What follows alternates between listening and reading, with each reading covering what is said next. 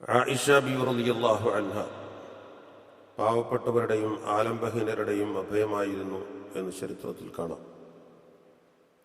ومن ذلك أن أحد المساكين طرق بابها يوما يسألها طعاما. ധാരാളം പാവങ്ങളുള്ള ഒരു കാലഘട്ടം, സാധുക്കളായ ജനങ്ങളുള്ള ഒരു സമയം.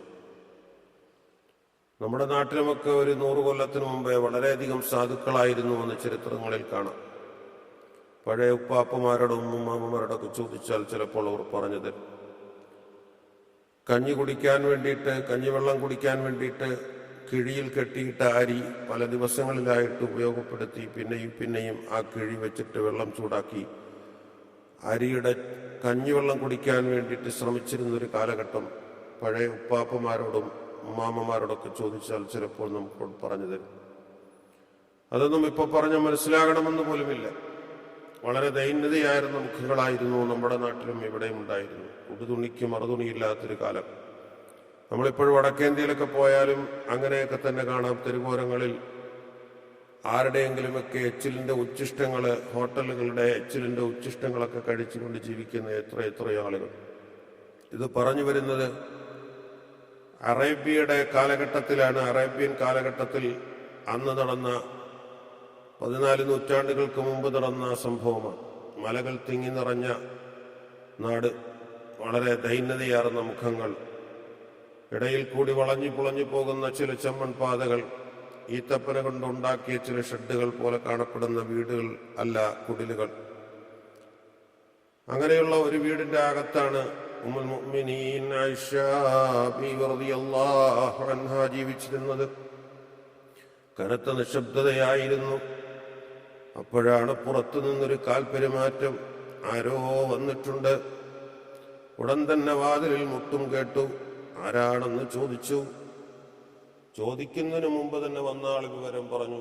വളരെ ബുദ്ധിമുട്ടി പ്രയാസപ്പെട്ട് ദൂരെ നിന്ന് വരികയാണ്. നിങ്ങൾ നല്ലവണ്ണം സദഖ ചെയ്യുന്നവരാണെന്ന് ആരോ പറഞ്ഞു. അങ്ങനെയാണ് ഞാൻ ഈ വീട്ടിലേക്ക് വന്നത്.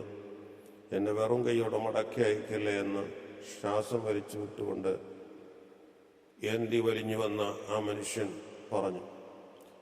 വലം യകുൻ ഫീ ബൈതിഹാ ഗൈറു റഗീഫിൻ വാഹിദിൻ വഹിയ സായിമാ. ആയിഷ ബീവി റളിയല്ലാഹു അൻഹ നോമ്പുകാരിയാണ്. ഒരു റൊട്ടി മാത്രമാണ് വീട്ടിന്റെ ഉള്ളിലുള്ളത്. ഫതലബത മിൻ ഖാദിമതിഹാ അൻ തുഅതിഹു റഗീഫ. അപ്പോഴാണ് ഖാദിമത്തിനോട്, സേവകയോട് ആവശ്യപ്പെടുന്നത്. അറേബ്യയിൽ ഇപ്പോഴും നമുക്ക് വലിയ സമ്പന്നതയൊന്നും ഇല്ലെങ്കിലും സെർവന്റിനെ വെക്കുന്ന ഒരു ഏർപ്പാട് അന്ന് മുതൽ ഇപ്പോഴുമുണ്ട് എന്നുള്ളത്. ആയിഷ ബീവി റളിയല്ലാഹു അൻഹ സേവകയായ സ്ത്രീയോട് പറഞ്ഞു, നമ്മളുണ്ടാക്കിയ റൊട്ടി, അവർക്ക് റൊട്ടി എന്ന് പറഞ്ഞാൽ ഈ വടക്കേന്ത്യയിലൊക്കെ കട്ടിക്കാണ് ഉണ്ടാക്കുക. അത് മതി ഒരു നേരത്തെ ആഹാരത്തിന്. അങ്ങനെയാണ് അവരുടെ കൃഷിയിൽ. അപ്പോൾ ആ റഗീഫിനെ, ആ റൊട്ടിയെ കൊടുക്കാൻ ആവശ്യപ്പെട്ടു. അതങ്ങെടുത്ത് കൊടു എന്ന് പറഞ്ഞു.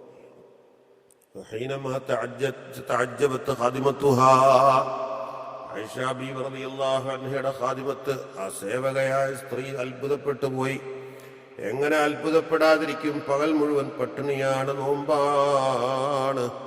അത്താഴ സമയത്ത് പോലും ഒന്നും കഴിക്കാൻ വളരെയധികം കൂടുതലായിട്ടൊന്നും തന്നെ ഇല്ല. ഒന്നുമില്ലാത്ത ഈ വീട്ടിൽ മഗ്‌രിബിന് ശേഷം എന്ത് കഴിക്കും? സാധുക്കളായ ജോലിക്കാർക്ക് തീർച്ചയായും പ്രയാസമുണ്ടാകുമല്ലോ. അങ്ങനെയാണ് ചോദിച്ചു പോയത്. കണ്ണുകളിൽ ഇരുട്ട് കയറിയ വിശപ്പിന്റെ കാഠിന്യം കൊണ്ടാണ് ചോദിച്ചു പോയത്. തലബത്തു മിന സയ്യിദത്തി ആയിഷ. കൂടുതലൊന്നും പറയാൻ പറ്റില്ല എങ്കിലും ചോദിച്ചു പോയാൽ തുബഖിയ ശൈഅൻ മിൻ ഹാദർ റഗീഫ്. ഈ റൊട്ടിയിൽ നിന്നും അല്പം എടുത്തിട്ട്, അതിന്റെ പകുതി എടുത്തിട്ട് പകുതി കൊടുത്താൽ പോരെ നമുക്ക്? ലിതുഫ്തിറ അലൈഹി. നമുക്ക് ആയിഷ ബീവിക്ക് തന്നെ ഇതിൻ്റെ മേൽ ഇതുകൊണ്ട് നോമ്പ് തുറക്കാമല്ലോ എന്ന് പറഞ്ഞിട്ടാണ് അവരങ്ങനെ പറഞ്ഞു പോയത്.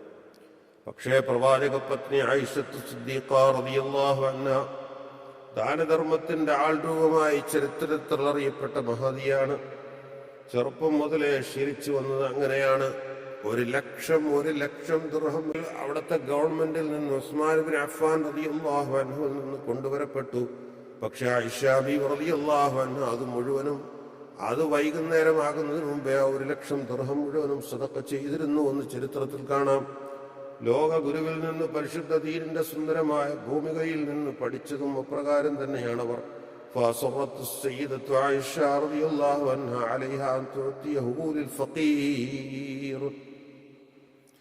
ബീവി പറഞ്ഞു കൊടുക്കാൻ പറഞ്ഞു, കൊടുത്തേ പറ്റൂ, കൊടുക്കാൻ പറഞ്ഞു, ഒട്ടി കൊടുക്കാൻ പറഞ്ഞു. പ്രതീക്ഷയുടെ ചെറിയ ചെറിയ മരീചികകൾ പോലും കാണാനില്ല. പക്ഷേ സെർവന്റിന് ഖാദിമത്തായ അവർക്ക് അത് അംഗീകരിക്കാതെ അത് നിർബന്ധിക്കാൻ മറ്റൊരു രീതിയിലും അവകാശമില്ലല്ലോ. ആദരവായ ഹബീബ് സല്ലല്ലാഹു അലൈഹി വസല്ലം തങ്ങളുടെ പ്രിയപ്പെട്ട പത്നിയാണ്. ലോകം അംഗീകരിക്കുന്ന സഹാബത്തിൽ ഏറ്റവും കൂടുതൽ വലിയ പണ്ഡിതയായ സ്ത്രീരത്നമാണ്. ഒന്നും പറഞ്ഞില്ല, ഉള്ള റൊട്ടി ആ വന്ന സാധുവിന് കൊടുത്തുവിട്ടു. ജനാലക്കരികെ വിരിയുടെ ഇടയിൽ കൂടി വിഷണ്ണയായി അയാൾ പോയതും നോക്കി ഖാദിമത്ത് കുറെ സമയം ഇരുന്നു. ഇനി എന്ത് ചെയ്യും എന്നൊന്നും അറിയില്ല. ഏതായാലും ഇങ്ങനെ ഇരിക്കുകയാണ്. فما أنحل المساء إلا وقد أكرمه الله تعالى شاة أهداها لها أحدهم.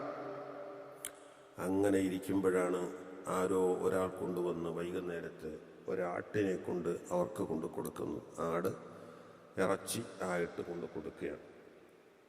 فنادت خادمتها.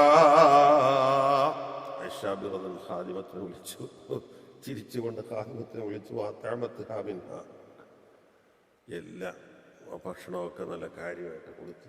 വഅല്ലമത്ഹ, എന്നിട്ട് ആ ഖാദിമത്തിനെ പഠിപ്പിച്ചു കൊടുത്തു. അന്നഹുവ ജസാഉൽ അതാ, ദാനധർമ്മത്തിന്റെ പ്രതിഫലം ഇങ്ങനെയാണ്. അല്ലാഹു അവന്റെ ഖുർആനിൽ പറഞ്ഞല്ലോ, മൻ ജാഅ ബിൽ ഹസനത്തി ഫലഹു അശ്റു അംസാലിഹാ, ഒന്നിന് 10 ഇരട്ടി കൂലിയുണ്ടെന്ന് പരിശുദ്ധ ഖുർആനിൽ അല്ലാഹു തആല പറയുന്നുണ്ടല്ലോ. സുന്ദരമായ ഇസ്ലാമിക ചരിത്രത്തിലെ മനോഹരമായ അധ്യാപനങ്ങൾ